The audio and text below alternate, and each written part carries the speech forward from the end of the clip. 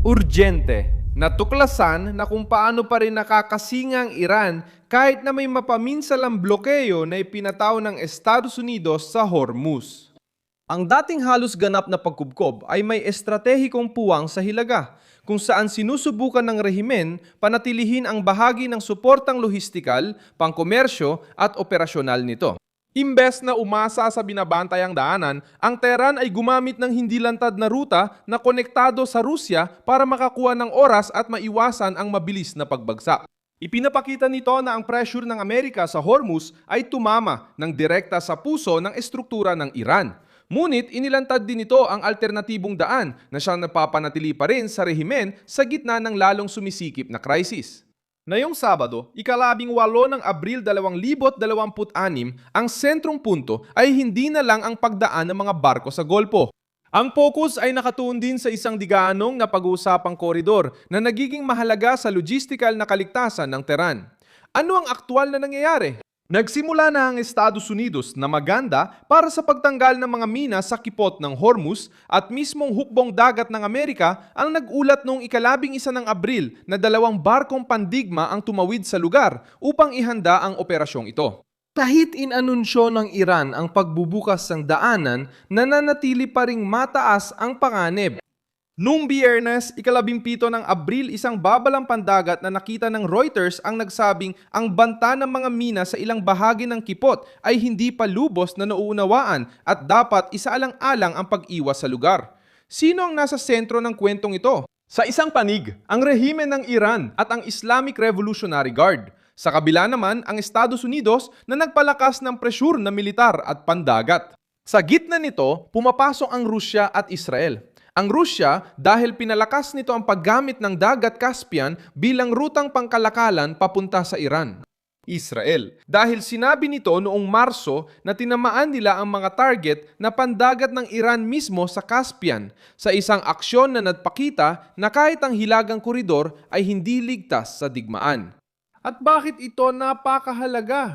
Sa timog, ang kipot ng Hormuz ay nananatiling pinakasensitibong lugar sa mundo pagdating sa enerhiya at kalakalan. Pero sa Hilaga, naging mahalaga ang dagat Caspian dahil ito ay naging isang emergency na daanan.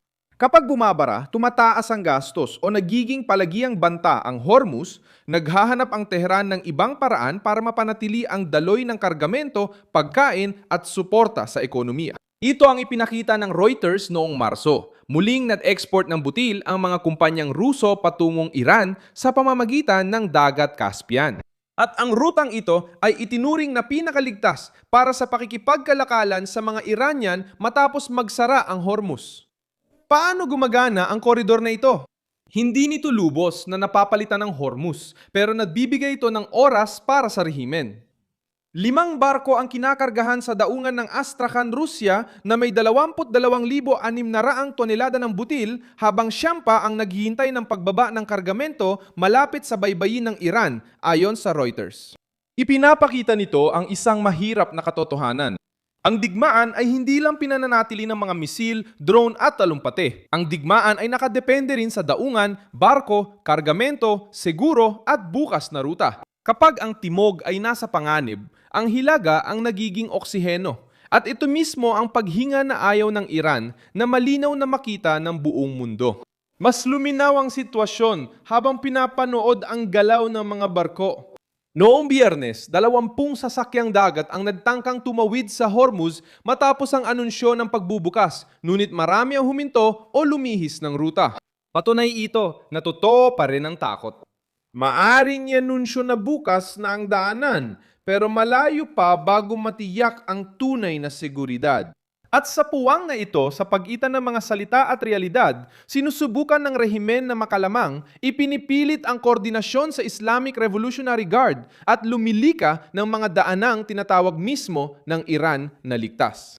Bakit nakakabahala ng husto ang rutang ito na konektado sa Rusya? Dahil nababawasan nito kahit papaano ang agarang epekto ng pagkubgub pandagat sa timog. Kung ang Hormuz ay parang jugular, ang Caspian naman ay nakatagong ugat.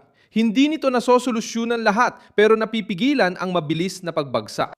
Ito ang dahilan kaya malinaw ang naging reaksyon ng Moscow nang lumapit ang digmaan doon.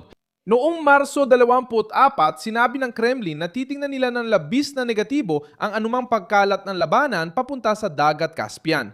Hindi basta-basta lumabas ang pahayag na yon. Ipinapakita nito na ging maselang zona ang lugar na yon para sa mga interes ng Russia at Iran ng sabay. May isa pang mahalagang punto na unawaan na ng merkado na hindi pa tapos ang krisis. Iniulat ng Reuters noong ika-15 ng Abril na ang daloy ng mga oil tanker sa Hormuz ay nananatiling mas mababa kaysa dati bago ang digmaan.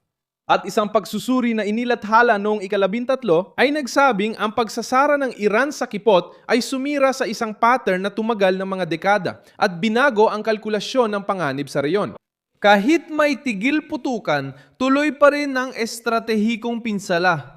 Nakita ng mundo na handa ang Tehran na gamitin ang daanang ito bilang sandata.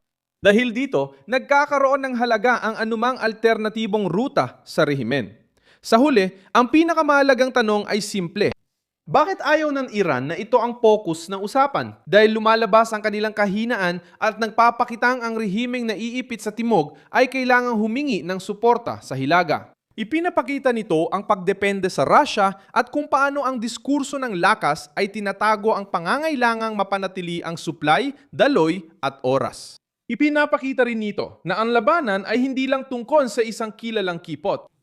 Ngayon, saklaw na nito ang buong mapa ng kaligtasan ng Iran. Kailan ito lumakas? Sa mga nakaraang linggo habang lumalawak ang digmaan. Sa pagbabalik ng pag-export ng Russia sa pamamagitan ng hilaga, naging seryoso ito para sa rehimen at nagbigay linaw sa mundo. Ang paraan kung paano pa rin nakakaraos ang Iran ay hindi na isang lihim. Sa kabila ng mahigpit na blockade ng Estados Unidos sa Hormuz, sinisikap ng Tehran na mabuhay gamit ang alternatibong ruta para mapanatili ang daloy, supply at koneksyon sa mga kaalyado. Pero kapag natuklasan na, nawawala na ang bentahe ng lagusang ito. Silenciosa e vira ponto de pressão. At dito eksaktong nagbabago ang sitwasyon. Buhay pa rin ang rehimen ng Iran pero ngayon ay hirap na itong huminga, binabantayan at unti-unting nauubusan ng lugar para itago kung saan nanggagaling ang oksiheno na pumipigil pa sa tuluyang pagkasakal nito.